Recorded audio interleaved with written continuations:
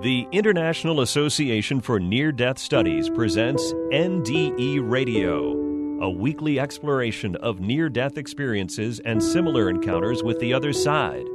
Now, here's your host, Lee Witting. Welcome to NDE Radio with Lee Witting, whether you're listening on TalkZone, by podcast, through the archives of our ad-free shows on our YouTube channel, or connected through the incredible content of our Facebook page. Today's guest is an amazing near-death experiencer from Monterrey, Mexico.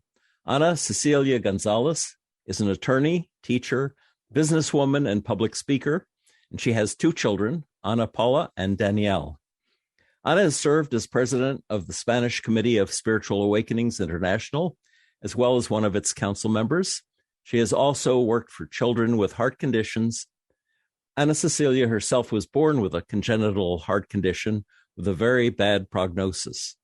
Doctors said she would not live past age 8, yet she inexplicably survived. She had repeated encounters with what she called a death ghost, but later found out it was an angel taking care of her. She never talked about this until she wrote her book, When Life Is Not Forever, in 2015. Ana will be sharing her unusual NDE story with us, including how she died from respiratory and cardiac arrest, went to the other side, made it back to life, and was cured from her lethal condition by two angels. Ana Cecilia, welcome to NDE Radio. Hello. Thank you, Lee. Thank you for having me here. Well, it's marvelous that you're able to be here. It's a miracle that you survived all that you went through, and it's wonderful that you're on our show. Ana, you were born with a complicated congenital heart problem, transposition of the great vessels, so the oxygenated blood went to the wrong place. And That's you right. had just one single ventricle, and they expected you were only going to live for a few years, die around 8 or 9 years old. That's right. There was no surgeries by that time. There was nothing they could do for patients like me. So nowadays, after my investigation, when I was going to write my book, I'm probably one of the only patients alive with that condition at my age. What? Because all of them died. There was nothing to be done before I had my first surgery at 24. Well, the photo of your parents at your baptism shows the concern on their faces. Yes, that's right. But then when your father told you about the doctor's warnings, he said to you, what if God has a different plan? Yes, I think that was what made the big difference in me, Lee. Because for me, that was an option. Everything else was just like very negative, and I said, well, but what about if God has another plan, like my dad said? So just by having that visualization of another possibility made me really, and I was really fell in love with being alive. I cherish life.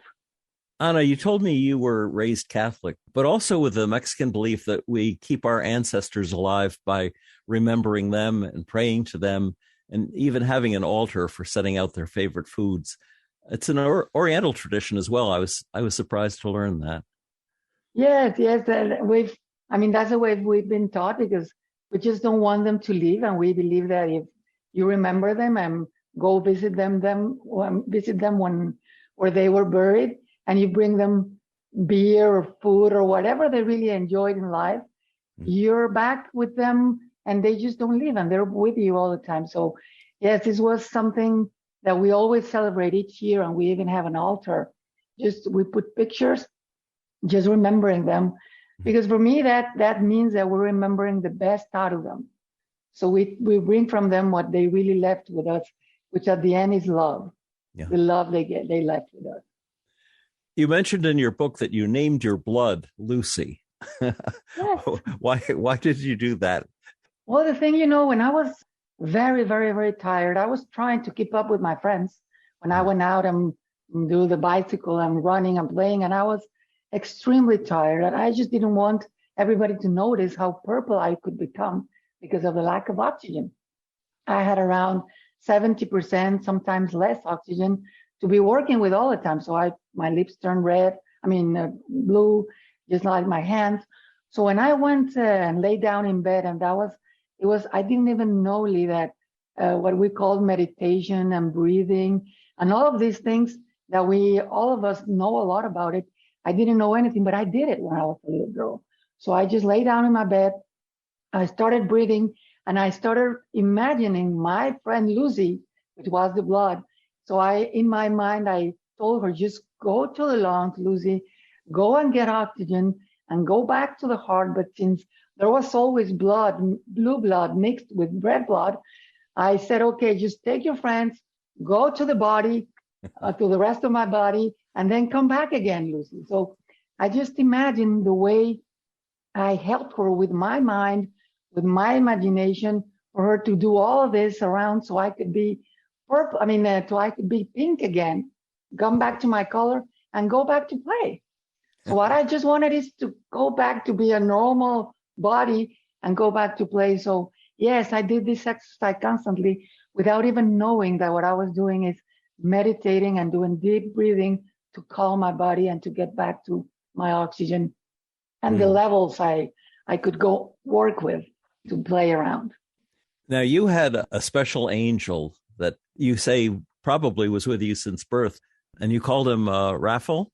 Yes. Yes, not knowing that there is an angel actually named Raphael. Do you think he taught you that meditative technique that worked so well for getting the blood to circulate?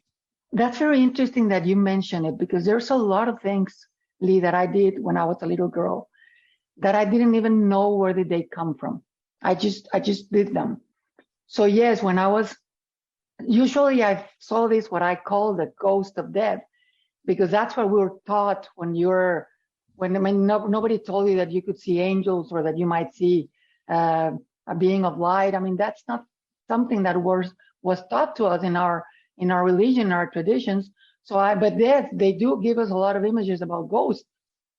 So I said, this must be a ghost. So I do remember seeing him constantly when I was having a hard time breathing or when my health was really at risk.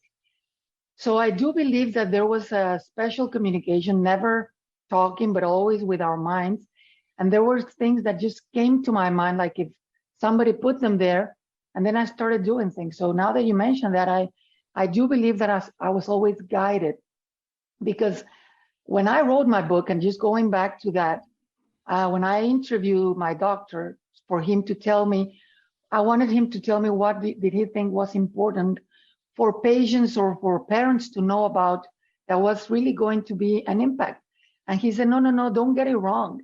You have to tell us what we don't know. There was something there because nobody understands your survival.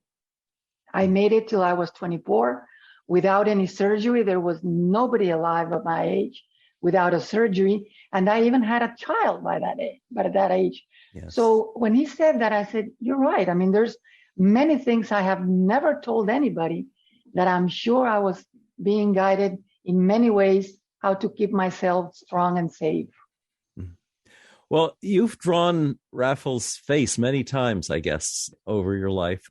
And it's a beautiful picture, the one that I saw. Tell us about him and how you got to know him. Yes, when I was a very little girl, probably 4 or 5 years old, I remember that usually when I was at the hospital, I saw this amazing image, and I cannot say it was like a body or I don't know, but I knew I believed it was a man, and I thought it was a ghost. And I talked to him and I said, I don't want to leave yet. Don't take me away with you. I want to be okay. So I want to be here. So I remember having these discussions just with my mind. And in my heart, I just felt like if we smiled, but he was there. He was always standing there. And I closed my eyes and I always saw this amazing green light. I didn't know what that meant until many years later. I was never taught really about archangels or nothing. I was not taught about that. That was not, even though I was raised in a Catholic church, these are things that were not really taught to us, like some special, all these angels that were really around. I just saw him. So I do remember that when I was very small, probably 7 or 8, I was playing because I knew I was very sick and I got tired. So I was laying in the grass, just laying there and then just like talking to him, playing. So what is it to be dead? I asked him. what is it? I mean, what did you do? So I started like having this conversation in my mind. So I started not to breathe. So I tried to contain my breath until I was not able to do it. And then I remember my little dog coming and just licking my face. And I said, okay, no, I'm trying to play dead. Come on. So there is where I understood that Rafael, the way I named him, because in Spanish, Rafael is for a man and Rafaela is for a woman. So I just took off the last vocal, and said Rafael, without knowing that Rafael meant in Catalan, in the Spanish language, it meant the Archangel Raphael. I didn't even know that. And I've named him like that all my life. So I call him Rafael. But, Lee, never telling anybody about him. So I met him, and I knew that every time I was in danger, I was in the hospital, or I was really lacking oxygen, he was always there. And I always felt his energy, his image there. So when I was a very little girl, I started drawing him. And just like you mentioned, every single notebook I had, everyone. My sister can tell you that story. Everywhere I was just talking on the phone, and I was drawing this image of him. And then when I started learning about this Archangel Raphael, I saw that there was a very similar image everywhere. And I have a lot of drawings I did about him through all of my life since I started writing, I guess probably 6th or 7th grade. 7 years old, I started doing this. So yes, everywhere I draw him, and I didn't know I was just bringing him to a physical face of someone that had always been around me. You've said that when you were cold, he would come and wrap himself around you and warm you. Even one time when you were horseback riding, and he was on another horse or on your horse? Yes, I felt he was. I was riding, and this is a very interesting story. I was riding in a ranch with a friend. We were probably 9 years old. We were each one in a horse that we were just traveling. We were riding slowly, but it was so cold that my body was not able to warm up by itself. All of my fingers were so cold. I felt they were going to fall. I was absolutely purple. And I was just like that in the horse, trying to warm myself. And I saw him like riding on a horse on my right. So I felt all of this energy around me. And my friend was just looking at me. And she said, okay, let's go, because you're not looking good. And then I felt him like telling me, just hold on, you're almost there.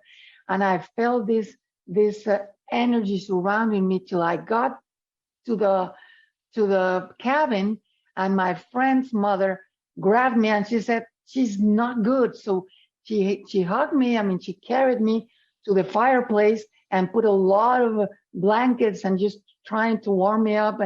And finally I came back. She was very frightened.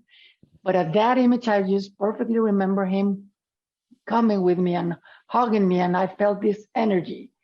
And and I felt another time when every time I went into the pool, I loved swimming, but every time I came out, I couldn't warm up by myself.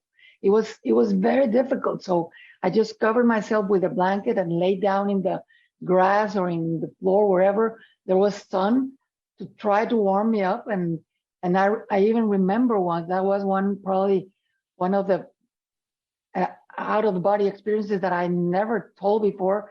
I could see I went out of my body and saw myself in the towel, and I was just really, really, I was like going through an hypothermia, and I could feel this warmth until in that moment, my father came, and he knew I was going through a hard time, and he just hugged me. And then I remember coming back. Okay, so here's my dad. So I think I went through a lot of things that I never really had an explanation, and you don't talk about them. You just feel like if everybody goes through that. Mm-hmm. And there was things that I never talked about. But yes, Rafael was with me all around my journey. He still is around me. You also said that you had perhaps hundreds of out-of-body experiences. We talk about near-death experience, and when your body was that cold, you were probably, because of the circulation problem, very near death. And those times might have been the times that triggered your out-of-body experiences. Talk a little about that. You said you would fly up and away, and you went to different places. Yes, since I was a little girl, and this is the first time I talk about this, I just, in my mind and in my dreams, there were different moments, mostly when I was very sick or when I was really, like you were saying, almost like in a hypothermia. I just stood very still, and I felt in my body that I just got out and I started flying. I just had to move my legs. Of course, this was not physical, but in my mind, and it was so real for me that I just went flying to many different places. I was always very, very attracted to all of these different cultures and traditions and religions. And I just didn't understand, why is it that there were so many people dressed in different ways, so many different churches or synagogues or Islam and all these different places. And I was always very intrigued by that. So I felt like I went to these places and I talked to people and I said, well, they're just like us. It's all about love. So I understood that since I was a little girl. And it was very difficult for me when people said, no, if you're not following this religion or this way, you're wrong and you're not going to have salvation and you're not. So it didn't make any sense to me, because when I went through these travelings, just moving my legs and traveling with a lot of people, it didn't make sense, because I felt in my heart, I don't know if there were spirits, I don't know if there were people that had passed, but I knew that I was with a lot of different people in different traditions, different cultures, and they all felt like loving people. So I said, I don't feel threatened by any of those people. Why do we as human race feel so threatened about everybody else that's different from us? So this is the first time I tell this, Lee, but yes, it was many different travelings I had in my dreams. And when I was very sick, I just closed my eyes and I could just go.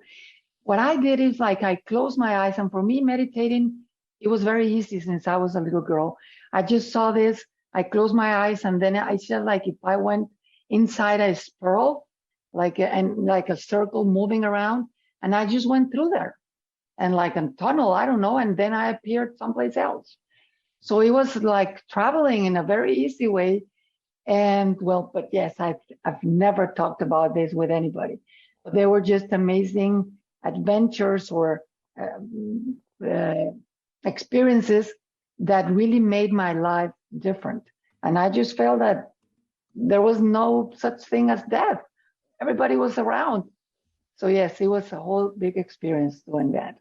Do you suppose Raffel had a hand in where you went and who you met and how you communicated with them? Because you didn't speak all those different languages. No, I didn't. And I do think that he had a very interesting way to connect me with, because, you don't need a language to communicate with love. It was, and on the other hand, I could understand everything. So yes, I think Raffel was someone that I felt special just knowing that I had him there.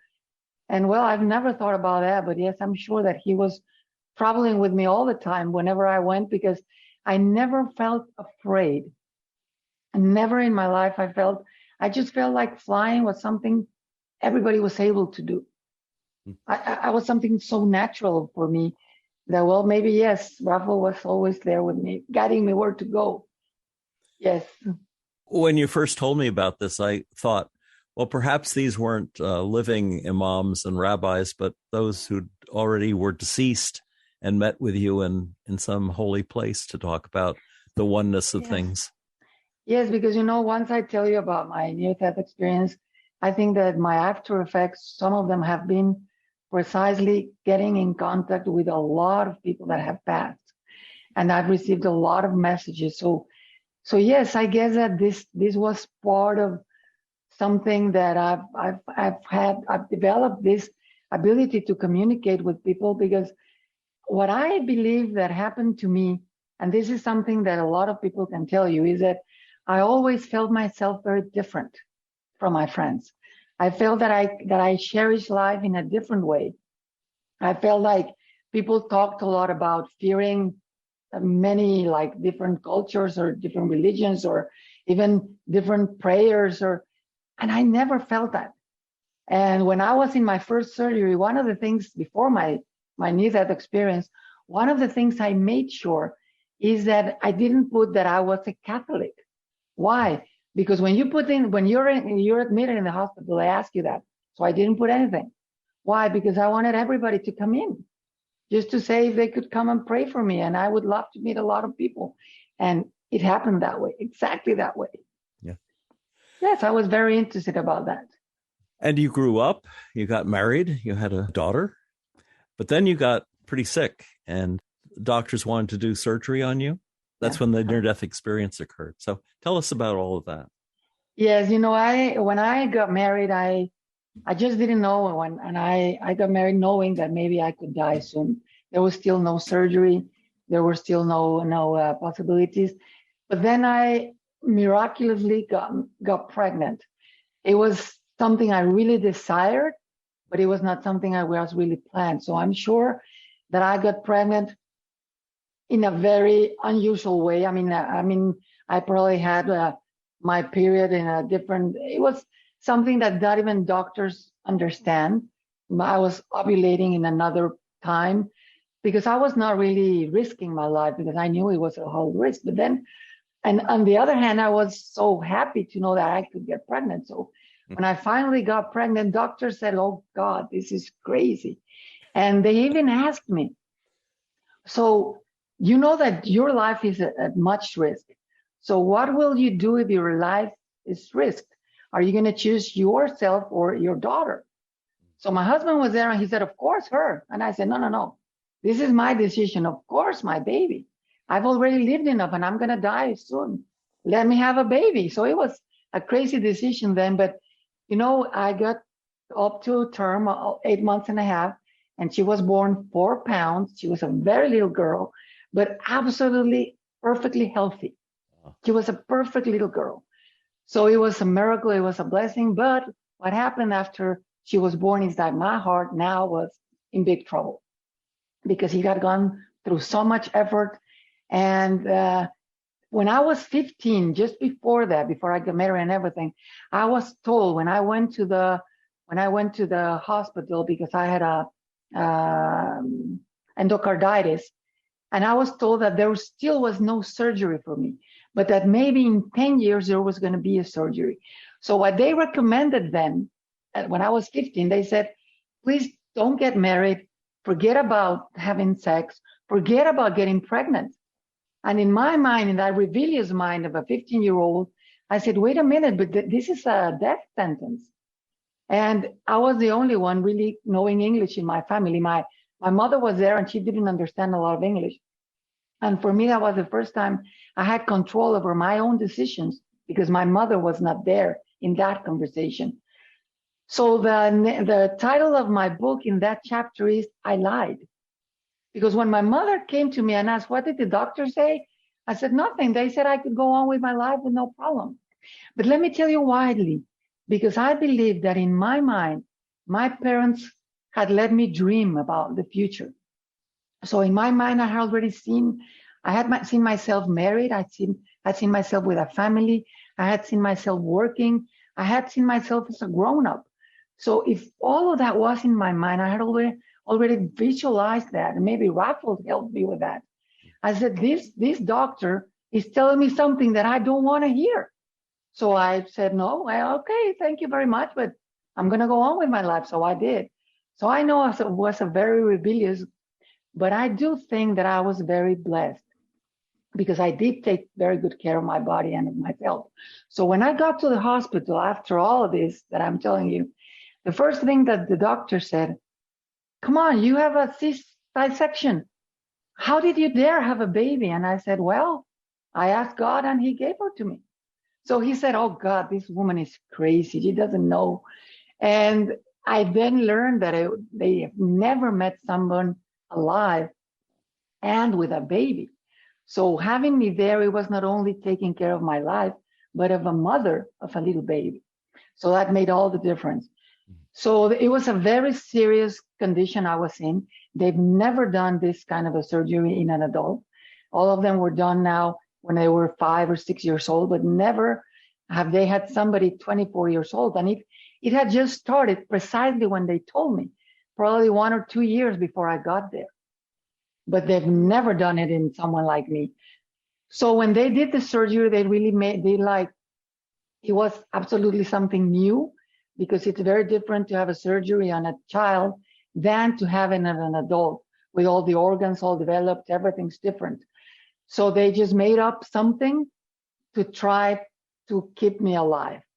So it was a very difficult surgery. It lasted probably more than 10 hours. And I came out, I was alive, but it was getting better. And then is when I tell you that I started visiting a lot of priests and pastors and from the synagogue and Islam, and a lot of religions got in my room, and they asked me that they wanted them to pray for me, and I said, yes, come in.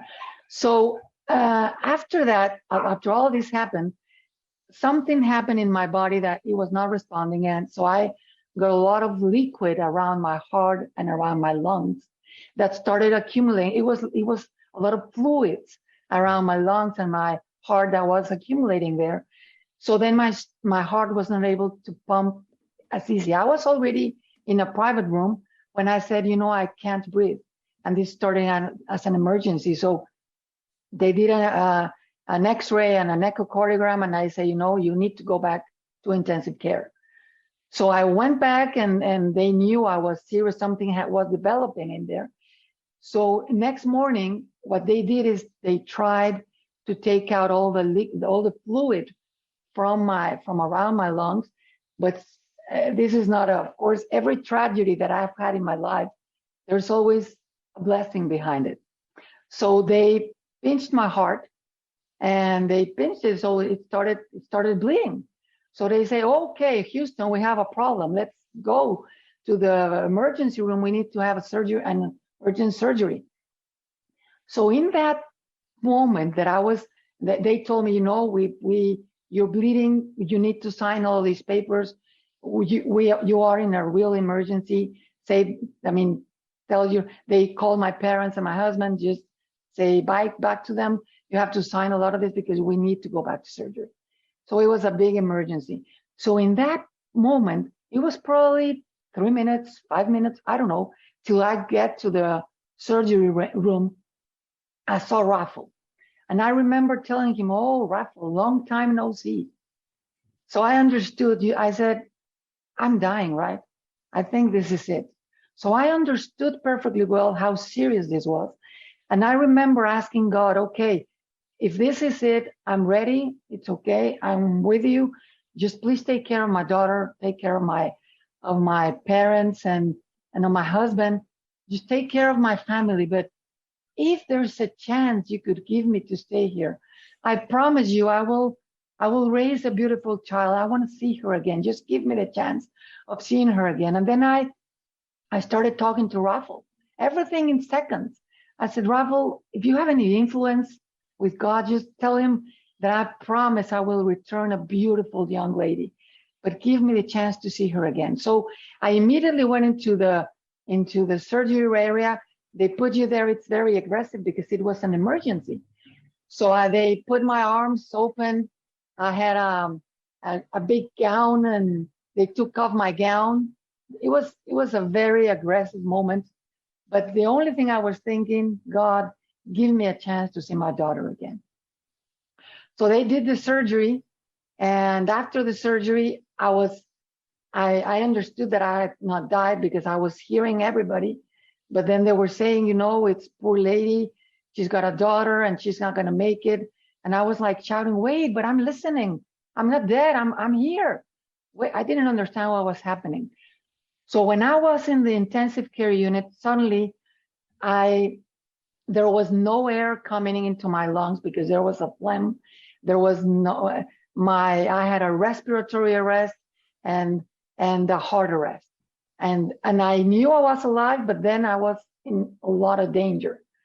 So in that moment, I felt there's where my real adventure started. So after this, I still remember, because I was with my eyes open, my heart was working on my lung. There was no oxygen. And I saw a big team of people coming in, shouting, respiratory, respiratory. She's not breathing. So I felt once all these electroshocks and CPR, all that. And there was several nurses trying to hold my legs because I was just moving, trying to breathe, trying to take away.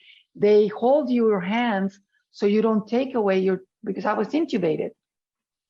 So I was just trying to take all these tubes and trying to liberate myself. And suddenly I was out of my body. And then I saw my body. There were all the doctors working with them. And then I just saw myself and I felt free. It was not hurting anymore. It was like if I was in the corner of that room, looking at doctors and everybody shouting and helping me. But then I was like, okay, it doesn't hurt anymore. I'm fine. And I started floating. So I was not worried about them. I just knew they were there, but I knew I was very much alive. So I was not suffering or going through anything anymore. So then is when my big adventure started. I felt, Lee, like if I was inside a big tree. That's the way I imagined it. I don't know, you wanted to ask me something first.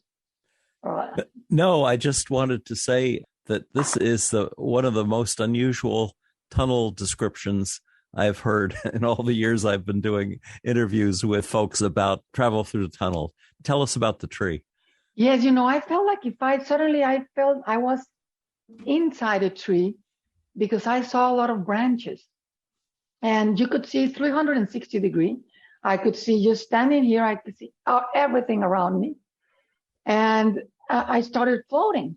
I had no control. I was just watching everything.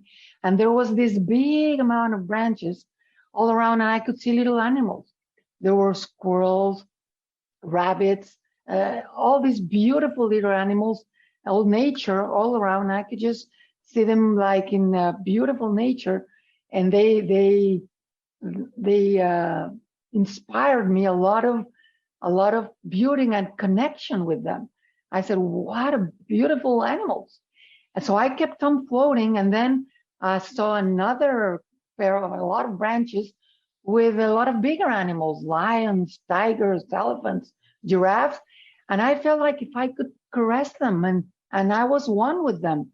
And there was the color I saw them was so different. It was very bright. All of this colorful, where I could see nature, trees, water, everything was sounding. And it's like if I could communicate with them. And it's like if they were smiling at me, and we were one. And before I started going on, I remembered my daughter. So I said, okay, I saw her. So I just had to want to be there. And then I saw her in a crib, and she was with my Aunt Martha, that I didn't even know she was with her. I didn't know where my daughter was by then. I mean, I was in a very serious condition. So she took her to her home. I saw her in her crib with my Aunt Martha. And I said, wow, she's with my aunt. And she's okay. So I said, thank you. I saw her again. And she's fine. So for me, there was no attachment to her. I saw she was doing okay. And then I thought about my parents, and I saw them in the waiting room praying a rosary. And they were doing that. I then acknowledged that all of this was true. And was this before you started into the tree? No, I was already in there. You were, but you doubled back to check on your family. Yes, it was just like if everything was happening at the same time. There was no time. It's just like suddenly the moment I thought about someone, I was there, and I could be connected with everything at the same time. So I saw my parents doing that, and it's very difficult to describe this because it's like what I'm telling you like in a sequence, but it's not really a sequence. It's like everything's happening. But I'm just trying to put it like in a way to describe everything I was seeing. And then I saw my brother and sisters, what they were doing. They were at work, and And I just felt at peace, a lot of peace, because I knew they were going to be all right. I didn't really understand where I was, but I knew I was very alive, and I was enjoying this journey very much. Did they seem to be part of the tree? Yes, I think they were part. I think everybody was part of this tree. It was like everything was one. I feel that I just had an image of what we all are in one single tree. It's like the tree of life. I don't know. I've never thought about it that way, but yes, it was. I didn't feel separate from them. I just felt that we were just in different dimensions or in different frequencies, but we were all one. It's just we were all part of each other. Did you feel the animals you saw were connecting with you? Were they intelligent beings as well? Yes, that's a very good question, because after I had this experience, I felt very different about animals. I felt they're just such a beautiful creation, just as we are. And we're here all together. We're not in their planet. They're not in our planet. It's everybody's planet. So we have to learn how to interact, because we're all part of the creation. And my respect toward animals, for example, I do eat meat, and I know a lot of people think about this, but what happened to me is that I understood what my parents did all my life, just being grateful and giving thanks before we eat. And then I understood, like, thanking them for giving their lives so others can nourish. And this happens with all the animals. I mean, they eat each other. We eat plants, because even plants, there's a lot of respect that I had after this experience with plants, with fruits. And that then is when I understood how important it is to be grateful for your food, for the people, for everything, because someone is giving like a little sacrifice so others could be alive. But it's out of free will that that's the way I feel it. Yes, that's a very interesting question, because my perception for animals changed completely. My respect for the way I treated humans and animals changed completely. And you said you rose up through the tree like a balloon.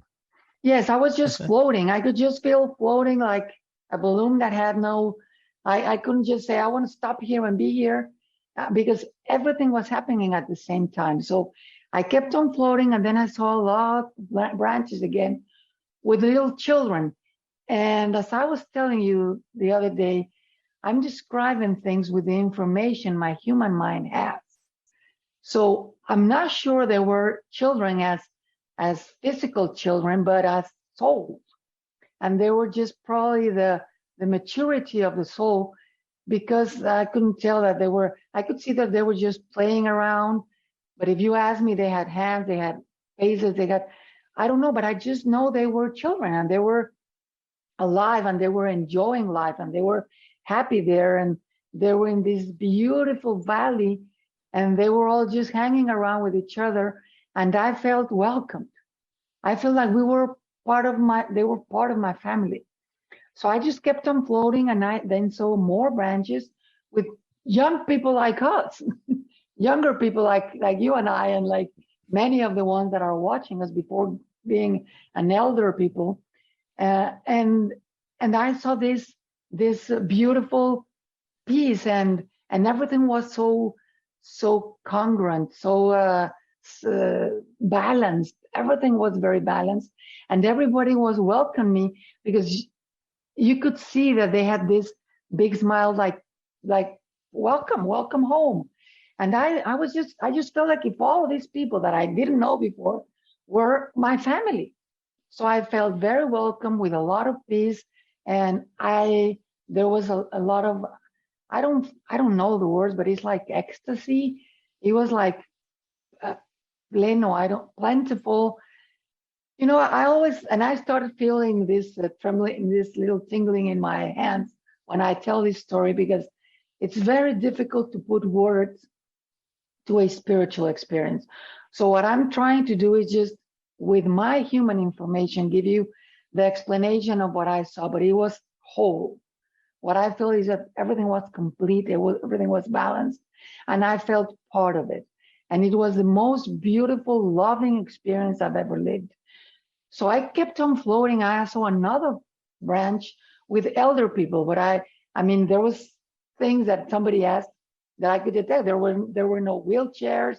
There were no one was having a hard time with health or anything. Everybody was very much alive. I do want to take you back to the children for a second, because yes, sure. You said something about there was splashing water from a cascading fountain in the center of the garden. Yes. So you're looking out at the branches of a tree, but each branch must contain a complete scene. A complete scene. It was waterfalls, fountains, trees, people. There were gardens. It was absolutely a big scenery. I don't know in English, but there's this movie that's called Miracles in Heaven, that is from Derbez. Miracles from Heaven? In Heaven, something like that, yes. So if anybody that watches that movie, I cried with it, because when they had this near-death experience, everything that she explained, this little girl went through a near-death experience, was very similar to what I went through. You could see this beautiful valley full of waterfalls and lakes and rivers and children splashing. So it was just like, here, it's over there, but just everything's bright, everything's full of colors. And you yourself, did you feel comfortable and calm and loved? I feel very loved, very loved. I don't think, Lee, I've ever felt such an unconditional love as I felt there. I felt love for the animals and from the animals. I felt love for the children and from the children. It was love. The whole experience, I could explain it with love, because there was everything surrounding around was loved. And I felt this embracement. That's what I'm trying to explain to you, what I felt with Raffle. This embracement is what I felt here. It was like I was embraced with all of these sceneries, the children, the older people, and the elders. And they were all welcoming me. And it was a whole beautiful love experience that I've never in my life experienced again. But the most interesting part of this beautiful experience is that I had enough with that. I mean, I was exhausted. I don't know the word. And I mean, it was so beautiful. There's not a word, but it's ecstasies. I was just feeling absolutely in the best experience I've ever had. But then, since I was floating, I was just trying to find out what was I going to see. So there was this little circle. It was a very light yellow. And I knew there was something there. When I was just floating, I couldn't control it, but I did want it to go in there. So when I went in, just imagine, like if you enter, there's closed doors and suddenly you open them, and there's this big hurricane or amount of air and electricity, and then you just feel, all of it comes in you, and you breathe and you feel full and whole. So I just felt all of this electricity surrounding me, and I didn't know what I was. I couldn't see, but there was this beautiful white light surrounding me and embracing all of my body. So it's like if I was stuck there, I couldn't go any further. I was there in the place. And I don't think that I've ever felt such a beautiful, unconditional love as I felt there. Because I couldn't see things there, but I felt the hand. It was like if I was part of everything. I felt a hand on my head, and I heard these beautiful words that I still listen to them in my mind, that said, stay calm and go in peace and do everything I've told you. And at that moment I said, well, wait, I wanted to ask questions. I wanted to stay there. I wanted, wait. And then I started going back through all these same stages and felt the moment I went back to my body. The first thing that I heard was, and these things that they put in movies like, beep, beep, beep, beep, that's true. I heard that. And the doctor saying, she's back. And I said, where am I back? I don't want to be here. So the interesting thing here, Lee, is that the first thing that happened to me is that I was very angry. I was so angry because I thought, these are such selfish doctors. They want to have me here. And I didn't know I was dying. I thought I was sleeping. And they just want to wake me up. I just want back to sleep. So I went back into another heart arrest and another respiratory. So they were struggling me with a long time. And then I heard their shouting, she's leaving. Come, let's do CPR again. So it was all these shoutings. And I had a very, very difficult time understanding that I was dying because I was dying in my body, but I felt very much alive. So the only thing I wanted is to go back to that place to see what's next. I mean, why did you interrupt this beautiful dream, I thought. So I was very angry at the doctors. I just thought, and in my mind it was because all of my body started in circles. I was just feeling like everything was circles all around and around because of the lack of oxygen. And I was just trying to understand, why do they want to wake me up if I'm having such a hard time going back to sleep? So then there's a doctor that helped me investigate. It took them about 40 minutes to stabilize me. I went back and forth in many moments. So I must have been probably 2 or 3 minutes flat, and then came back and then went back. And it was, they had this record that it was for a long period of time until they had me stabilized. So when they finally did, I remember I was, they started awakening me. I was awake, and I was allowed to have a pen to write. And I asked them, where was I? What happened? And of course, they're not going to give you answers because they don't know. And they said, you're in the hospital, you're okay. You went through a very difficult moment, but you're here, you're safe, you're okay now. And I was like, no, you're not getting it. I was someplace. I know I did go. So it's very confusing because nobody gives you explanations. So I remember next morning that I was very, very sickly. Doctors, I was awake. They told my husband and my parents that I had staphylococcus. That's, do you know the word in English? A staph infection. A staph infection. It was a very serious condition. They said it's all over her body now. So we don't think she's going to make it. Please just say bye to her. Anything you have to solve it now, because we don't think she's going to make it. So when doctors came that day to me, when they were telling my parents she's going to pass soon, I don't think she'll make it 2 or 3 more days, they asked me, how do you feel? And I was still with my arms all hanging and intubated. And I said, very strong. And what they said is, I think this affected her mind. I don't think she's okay. But I was really inside, I was just feeling so strong. So they told my parents and my husband, I think that the lack of oxygen affected because she's not answering, she's not being congruent. Because I was just saying that I was feeling very good. But yes, I had just gone through an amazing experience. I didn't know I was so sick, and I was really, really sick. So miraculously, I was kept alive. In my heart, I knew I was going to live, but my body was very, very, very sick. So it was not until 1 month later in intensive care that I had this amazing experience with 2 angels that were the ones that really healed my body. So what happened is that I before going to that, I remember being very sick, and doctors came to my husband and to my parents, and they told them, her body is not responding as it should. It's very difficult for her to we're just keeping her alive. I was at moments I was aware, and then I just went back to sleep. But I remember when my husband was there once or twice, that doctors came to visit me, and they said, you really are very sick. we're going to keep you in intensive care for a little more. And I just said, okay, I'm okay. I'll wait. And then they said, well, you're the most patient we've ever had, because you say, okay, I'll wait.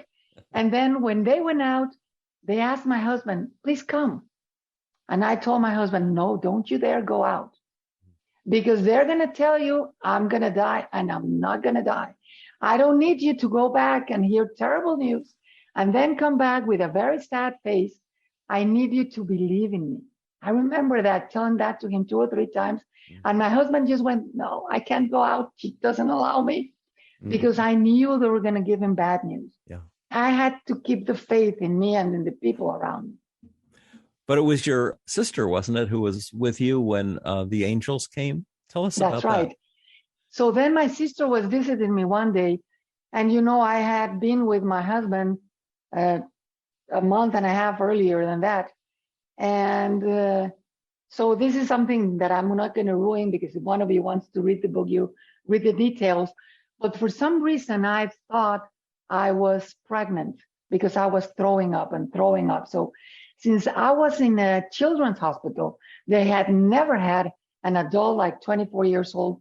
They didn't know anything about what could be taking care of an adult.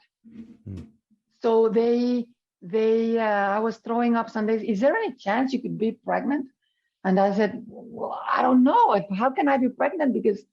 Because I've been here. And then I said, well, I don't know really. It could be just before I got into the hospital. So then I started crying and crying. My sister was there. And I told her, I need you to sing a song for me, because I'm really struggling right now. So she started singing this song that was about hope. And it was this beautiful song. And I was just crying, and she was just there with me. And I remember looking at heaven and telling God, I need you to heal me. I mean, if I am pregnant, thank God I was not, but if I am, I just imagine, what is this baby going to be about? If I've already gone through 2 surgeries, a lot of medicines. I mean, just please heal my body. I know I'm going to be alive, but I just needed you. It was a beautiful prayer. And I was just looking at the sky, the ceiling. And at that moment, my sister was there, and she was looking at me when I was doing this prayer. And then she looks at me when I just go looking at my right and then at my left. And then I see these 2 beautiful, lights, because I didn't see wings or things, but I knew they were spiritual beings. They were beings of light. So I called them angels. And they were just coming, one on one side and another one on the left. And they started healing me. They started going through all my head and my arms. And then my sister saw that when I was just looking at my body, looking at what they were doing, because I was feeling it. And I just saw them go through all of my body. And I then went back to sleep for about 8 hours. I went into a complete sleep and rested like I never had. So my sister had left by then. So when I woke up, they told me, thank God you're not pregnant. You're doing much better. And Lee, what I had to do every day was using this machine that you had to breathe just to recuperate your oxygenation and your lungs, because they were really they were with fluids. They were having a hard time. So crying was one of the biggest blessings I've ever had, because I really recuperated my lungs amazingly after I had cried. So it was just, nothing was a coincidence that day, I needed to cry, to breathe deeply. I did the exercise that, like, if I had done it for a week, just in 1 hour, I did it with all this crying. So that day next morning after I woke up, and this was probably one of the biggest confirmations I had about my experience, because next morning there was this friend, someone that I had not spoken to her for years, probably 10 years, and she knew about my condition. So she decided to call me because she had dreamed about me that night. Just after I had my experience. And she said, I need to talk to Anna. But she said, there's no access to her room. The way the telephones worked at that time with this long cord that they had to take all the way to the room, because that was back then. So they say, there's a friend of yours that she says it's urgent. She needs to talk to you. And I said, okay. So I was just like the bionic woman, full of liquids and full of connections all around my body. So they put the phone, because I couldn't even hold it. And she said, Ana Cecilia, I just want to tell you that I know you're going to be okay. Because last night I had a dream and I saw two angels coming down and healing your body. They went all around you. And if I would have been able, I would have jumped out of the bed. And I told her, but I went through that yesterday. And my sister was there with me and she saw me. I mean, it was just connecting everything. So that was a big confirmation for me. And after 2 days of that, I was out of the intensive care. I went to the regular room, and 5 days later, I was out of the hospital. Wow. So it was just an amazing healing that I know these beautiful angels did on my body. Ana, we are just about out of time, but I wanted you to talk a little about some of the gifts that you received from your NDE. You had dream messages and also yes. OBEs. Yes. What has happened to me after that is that I started dreaming a lot. I now in my possession about more than 100 dreams that I've written down. At the beginning, I was afraid of them because I didn't understand why was I dreaming about people that had already passed, but they were giving me messages. And then I had information through these dreams I dreamt about people being pregnant. And then I found out they were, about people getting married. And then I found out they were just planning a wedding. So I started getting a lot of information about things that had happened and that were happening and that were going to happen. So it's like there's no time, but I was having the ability. So at the beginning, I got scared because I didn't understand. So then I started sharing them. And one of the first one was one of my dearest friends that had passed when I was a very young, we were about 20, and he had leukemia. And he came to me in my dreams and said, I'm fine, but I need you to go and tell my parents I'm okay. And I remember telling him, Jorge, but are you real? Are you really here? And he said, yes, you need to talk to David, which was another friend, and tell him that I'm okay with him, that he doesn't have why to suffer, that we're dear friends. And go and tell my parents that every time they're walking by the river, I'm walking with them. And it didn't make sense. So I risked my life. I mean, for the first time I risked it. And then I talked to my friend's wife. And I said, I had a dream with David, your husband, and with Jorge, that was a mutual friend. And then she said, you need to talk to David because he cries every night because he was not able to go to Jorge's, to visit Jorge when he was dying because he was so afraid of seeing him before he died. So he feels that he was a bad friend. I didn't know anything about this. So when I talked to David, he started crying and he said, wow, yes, that was Jorge visiting you because nobody knew about this, that I was struggling about me not being a good friend. And then I said, and do you know anything about a river in Jorge's house? And he said, his parents just moved to a house that's just by a river. We have to go visit them. And this was just 3 or 4 months ago. And I didn't know anything about the parents. I had never met the parents. So we went there, we told this to the parents, and they were so there is where I started confirming that my dreams were something real. So I then started writing them down, and I've been having a lot of out-of-body experiences and a lot of after effects. One of the biggest ones was communications through my dreams. So yes, it has been a blessing, and I've learned to cherish those dreams and to know how to share them with people because I have many, many dreams and many amazing stories that can tell you that yes, humans, these souls communicate with us in many, many ways. So there's no death. Nobody really dies. Oh, Ana Cecilia, sadly, we are out of time, but I want to thank you so much for sharing your story. It's an amazing story. And the Tree of Life is exactly the way I would describe the place you were during your NDE. Ana, tell the listeners how they might find your website or get a copy of your book, When Life Is Not Forever. Yes, I have through Amazon. You can get it physically. Kindle or paperback. You can get it through Amazon. It's called When Life Is Not Forever. I have a web page that's called in Facebook webpage, When Life Is Not Forever. And also Instagram is the same, When Life Is Not Forever.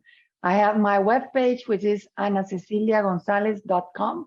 And you can find a lot of interviews and information there too. And of course, I have my YouTube channel, which is under my name, which is Ana Cecilia Gonzalez. And I have several English interviews there with different people that you might find interesting too. Thank you, Lee, so much for letting me share with your audience my experience. It's been a blessing and a gift for me. It's been a blessing for all of us to hear your story. So thank you. Thank you so much. If listeners would like to hear this show again or any of our more than 470 archived ad-free NDE interviews, go to TalkZone's NDE Radio site and hit the Past Shows button, or go to our YouTube channel, NDE Radio with Lee Witting, where you can subscribe to and comment on the complete NDE Radio library. And be sure to check out our NDE Radio Facebook page. Just search NDE Radio with Lee Witting on your Facebook app. And listen again next Monday, 11 a.m. Eastern at TalkZone for more NDE Radio. I'm your host, Lee Witting, saying thanks for listening.